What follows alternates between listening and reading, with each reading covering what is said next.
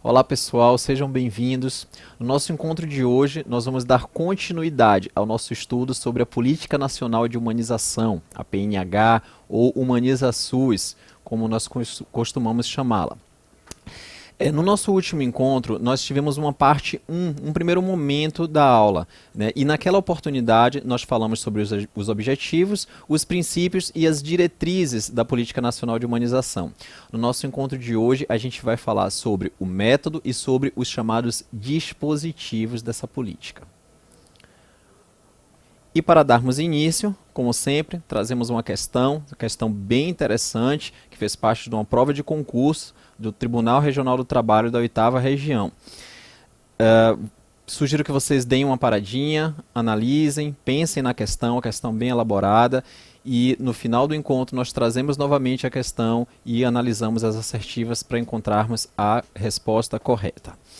Tá, então na nossa aula de hoje seguimos fazendo uma contextualização geral, né? A todo momento vamos estar aí relacionando, como nós dissemos, a Política Nacional de Humanização, ela surge muito no ano de 2003, né, com o intuito de trazer para a prática, para o cotidiano dos serviços de saúde, né, formas de operar, formas de gerir e formas de ofertar cuidado diferente no sentido de concretizar, de trazer para a prática, para o dia a dia dos serviços, os próprios princípios do Sistema Único de Saúde, tanto os doutrinários quanto os organizativos.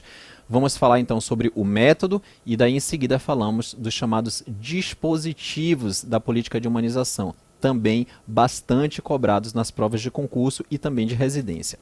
Vamos em frente. Então, para nós relembrarmos, fiz questão de trazer esse slide novamente, né, porque ele sintetiza a política de humanização nesse sentido, né, de como ela se organiza enquanto política pública de saúde. Então ela se constrói através de princípios e diretrizes, ambos bastante cobrados, e ela se operacionaliza, se torna prática através de um método e dos seus dispositivos. Bom, e quando a gente falamos de um método para a Política Nacional de Humanização, né, a palavra mágica aqui vai ser inclusão. Quando nós falamos no encontro anterior sobre humanização, nós dissemos que humanização era entendida como uma valorização. A humanização seria a valorização dos sujeitos envolvidos nas práticas de produção de saúde. Vocês devem lembrar que os sujeitos envolvidos nas práticas de produção de saúde incluem os trabalhadores da saúde, os usuários e também os gestores da saúde, não é? E quando falamos aqui do método, a nossa palavra mágica vai ser inclusão, é sair da individualidade para a coletividade, é fazer circular a palavra, né? É que todos tenham a possibilidade de construir coletivamente as ações que vão tornar um SUS mais acolhedor, mais humano, mais resolutivo. Então, a Política Nacional de Humanização da atenção e da gestão do SUS, ela aposta na inclusão de trabalhadores, usuários e gestores, na produção e gestão de cuidado e dos processos de trabalho. E aqui pensamos também na valorização, não é? Então, sair do isolamento, como nós falamos anteriormente, para uma construção coletiva, uma construção compartilhada. Então, vocês devem lembrar que falamos, quando pensamos nos usuários, do empoderamento, do protagonismo, do fomento à autonomia, a uma corresponsabilização desse usuário, a uma construção de vínculo, não é? Que resulta desse encontro de equipe de saúde com o usuário. Falamos também do trabalhador na perspectiva dos processos formativos, mas não somente dos processos formativos, a valorização do trabalhador também com relação à cogestão, a uma gestão compartilhada, não é? A possibilidade de participar dos processos decisórios, né? E aí pensamos em princípios importantes do Sistema Único de Saúde, né? Tanto quando falamos na perspectiva de trabalhadores, quanto falamos da perspectiva de usuários, né? Por exemplo, a participação popular, o controle social, né? Enfim. E pensamos de que forma a gente então vai trazer essa inclusão, como é que se daria essa inclusão? Então, oportunizando essa inclusão através da ativação das redes, não é? Fazendo os saberes dialogarem, fazendo os níveis de atenção dialogarem, construindo na prática o que nós chamamos na teoria de redes de atenção. Na verdade, nós é que construímos as redes de atenção no cotidiano dos serviços, não é? Quando saímos do nosso isolamento, do nosso saber, né, e temos a oportunidade de fazer o nosso saber dialogar e fazer com que esses saberes dialogando através de uma clínica ampliada, elas também dialoguem com a experiência daquele que recebe o cuidado, né? Rodas de conversa, incentivo às redes, movimentos sociais. Aqui pensamos em participação, controle social, como dissemos agora há pouco. Gestão de conflitos, estratégias de enfrentamento para as situações que surgem, né? De maneira que nós possamos caminhar de mãos dadas e construir coletivamente o SUS que nós queremos. Falamos então aqui agora dos chamados dispositivos. Pessoal, os dispositivos da PNH, eles estão entre as partes mais importantes dessa política, porque o que são esses dispositivos? Nada mais são do que as ferramentas. Esses dispositivos são as ferramentas que vão fazer a Política Nacional de Humanização acontecer na prática. Ora, dissemos no início lá do nosso primeiro encontro que um dos grandes objetivos dessa política é justamente de trazer para a prática, para o cotidiano dos serviços, os princípios do próprio SUS, né? Fazer com que os princípios doutrinários e organizativos do SUS aconteçam no dia a dia dos serviços. Então, quando nós falamos de dispositivos, são então essas ferramentas que vão oportunizar para a gente trazer ali para a prática modos diferentes, estratégias de enfrentamento, tanto no gerir quanto no cuidar, não é, na oferta de cuidado, para que nós possamos, então, fazer os princípios do SUS, torná-los vivos no cotidiano dos serviços. Bom, então, vamos trazer aqui, devagarinho, pensando um pouquinho aí em cada um desses dispositivos, para que a gente possa raciocinar, porque qualquer um deles pode aparecer como uma questão, se não como uma questão, pode aparecer como uma assertiva de uma das questões e a gente precisa estar bem apropriado de tudo direitinho. Repare que quando a gente falou, estamos falando aqui do acolhimento com classificação de risco, e aí vai uma grande dica. Quando nós falamos de acolhimento, nós falamos dele como diretriz e nele como dispositivo. Aí vocês vão dizer, ora professor, mas acolhimento não era lá uma das diretrizes da Política Nacional de Humanização? Pois bem, o acolhimento ele é uma diretriz quando a gente pensa ele no encontro, quando a gente pensa na escuta qualificada, resolutiva, não é, com construção de vínculo, não é, com corresponsabilização pela situação de saúde do usuário.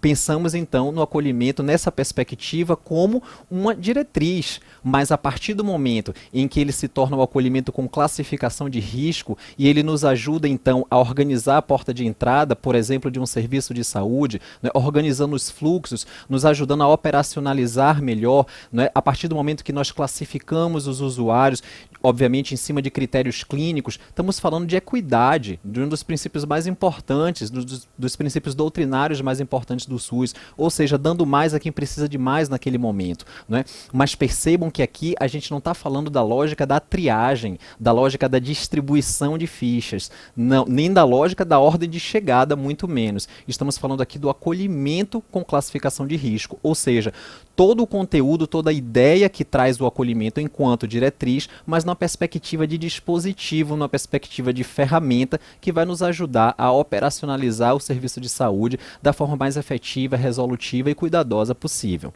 tá? Aqui nós trazemos um outro dispositivo importante, equipe de referência e apoio matricial.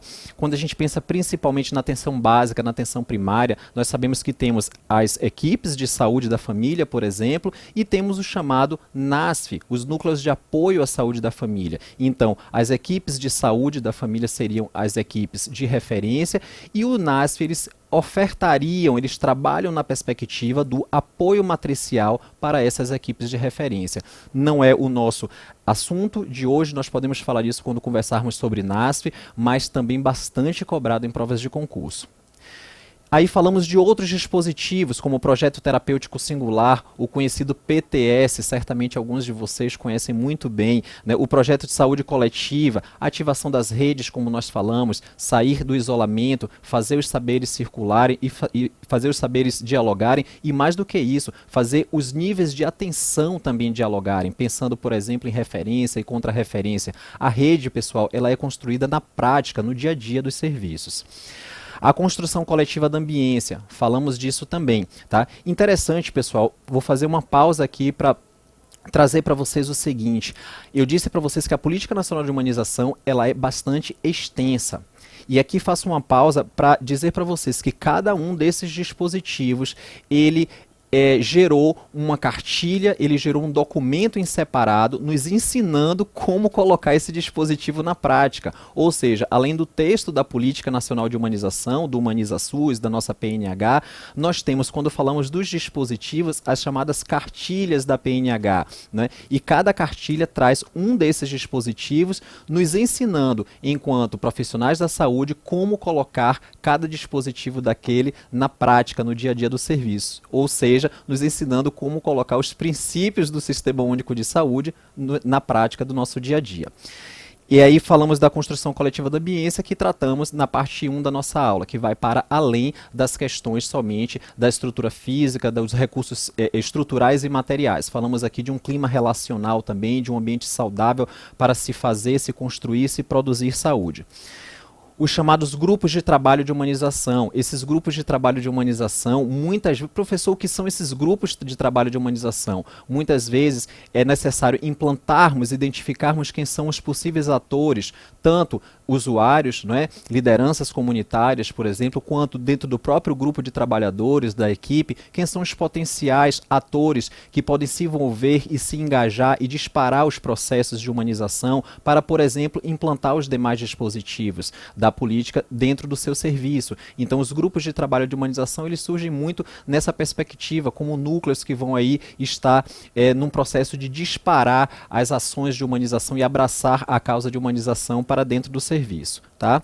Seguimos pensando aqui, quando falamos de sistema de escuta qualificada, estamos pensando em acolhimento, tá? Para usuários e também para trabalhadores, mas aí a gente traz outras ferramentas, as ouvidorias, os grupos focais, as pesquisas de satisfação. Projetos de acolhimento do usuário e do familiar, obviamente.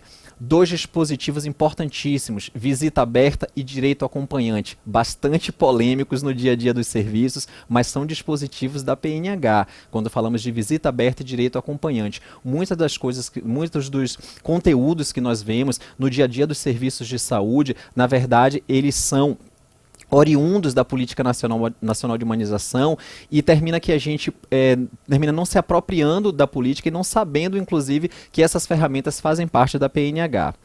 O programa de formação, falamos da valorização. Vocês devem lembrar que trazemos a humanização na perspectiva de valorização do indivíduo, do sujeito que produz saúde, trabalhador, gestor e usuário. Na perspectiva do trabalhador, não somente a gestão participativa, a cogestão, o convidar o indivíduo para falar de si mesmo, do seu próprio processo de trabalho, de participar dos processos decisórios, mas pensando aqui também na valorização do trabalho e do trabalhador, para além dos processos formativos, obviamente.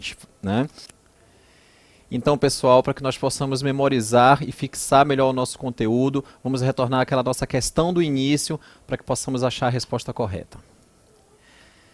Temos aqui uma questão do Tribunal Regional do Trabalho, 8ª Região, que diz o seguinte: acerca dos princípios norteadores, das diretrizes, dos dispositivos e das estratégias de implantação, ou seja, do método, da Política Nacional de Humanização, PNH, assinale a opção correta. Percebam que aqui no enunciado ele já traz toda a política, princípios, diretrizes, dispositivos e o método, quando ele fala das estratégias de implantação. Vamos então achar a opção correta. Assegurar a participação dos trabalhadores nas discussões e decisões, motivando-os quanto ao autodesenvolvimento, valorização do trabalhador, não é isso? Empoderamento e ao crescimento profissional. É a estratégia da PNH. Essa assertiva está correta. Ela é a resposta, mas vamos analisar as outras para entendermos o porquê de não ser as outras. No âmbito da PNH, entre a atenção e a gestão de processos de produção de saúde e de sujeitos, existe a separação de modelos. De forma alguma, quando nós falamos de Política Nacional de Humanização, não estamos falando de separação de modelos, pelo contrário, estamos falando de sair da individualidade para o coletivo, da possibilidade de participação e construção coletiva da saúde. Né? Letra C. Então, essa resposta está errada. A transversalidade é entendida como o aumento do coeficiente de comunicação entre instâncias hierárquicas, eixo horizontal, e os setores e serviços, eixo vertical, promove a abertura das corporações e multiplicação das rodas de discussão e decisão coletiva. Toda assertiva correta, mas na verdade tem um pequeno detalhe aqui: as instâncias hierárquicas, o eixo vertical, e os setores e serviços, o eixo horizontal. Então, essa assertiva está errada, tá? Vamos para a seguinte: o acolhimento com classificação de risco, o nosso ACCR, corresponde ao acolhimento por meio de um processo dinâmico de identificação dos clientes que carecem de tratamento a longo prazo. De forma alguma, quando falamos de acolhimento com classificação de risco, a lógica é outra, a perspectiva é outra. Estamos falando de caracterizar por critérios clínicos, não é, os indivíduos, e disso dialoga com o princípio doutrinário da equidade, não é? É dar mais a quem precisa de mais naquele momento, não é? É sair da lógica da triagem, sair da lógica da distribuição de fichas, não é? Mas não tem a ver com identificar pessoas que carecem de tratamento a longo prazo. E por último, a valorização do trabalho e da saúde do trabalho ainda não contempla ações voltadas para a promoção da saúde e a qualidade de vida no trabalho. Obviamente que não, né? Nós falamos na PNH a todo momento de valorização dos atores envolvidos nas práticas de produção de saúde. Então, de forma alguma, pensamos sim, não é, na promoção de saúde, pensamos sim na qualidade de vida, que andam juntas, promoção de saúde e qualidade de vida, não é? São dois temas que dialogam bastante na perspectiva do trabalho e do trabalhador também. Tá? Então, essa assertiva está correta. A nossa resposta é a letra A. Bom, pessoal, por hoje ficamos por aqui. Espero que vocês tenham gostado do nosso encontro de hoje. Logo mais vamos nos encontrar para outros temas. Bom estudo e até mais.